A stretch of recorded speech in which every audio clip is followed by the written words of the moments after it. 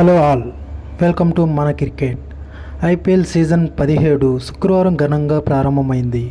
తొలి మ్యాచ్లో Chennai super Kings versus Bengaluru జట్లు చపాక్ స్టేడియం వేదికగా మ్యాచ్ జరిగింది.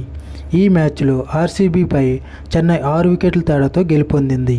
మొదట టాస్ గెలిచి బ్యాటింగ్ ఎంచుకున్న బెంగళూరు నిర్ణీత 20 ఓవర్లలో 6 వికెట్లు కోల్పోయి 173 పరుగులు చేసింది.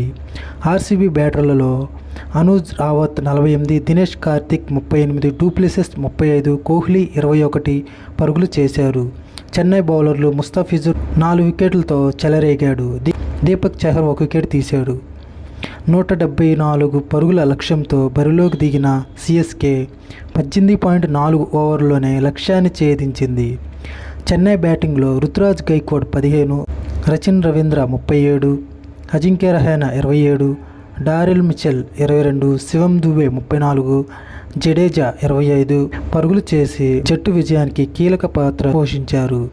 ఈ సీజన్లో సిఎస్కే తొలి విజయాన్ని నమోదు చేసింది. ఆర్సీబీ బౌలర్లు కెమెరాన్ గ్రీన్ 2 వికెట్లు తీయగా కరణ్ శర్మ, యాష్ దయకు తలో వికెట్ దక్కింది. ఇక రేపు మధ్యాహ్నం 3:30 పంజాబ్ వర్సెస్ ఢిల్లీ మధ్య మ్యాచ్ జరగనుంది. రాత్రి 7:30 సన్ రైజర్స్ వర్సెస్ కేకేఆర్ మధ్య మ్యాచ్ జరగనుంది.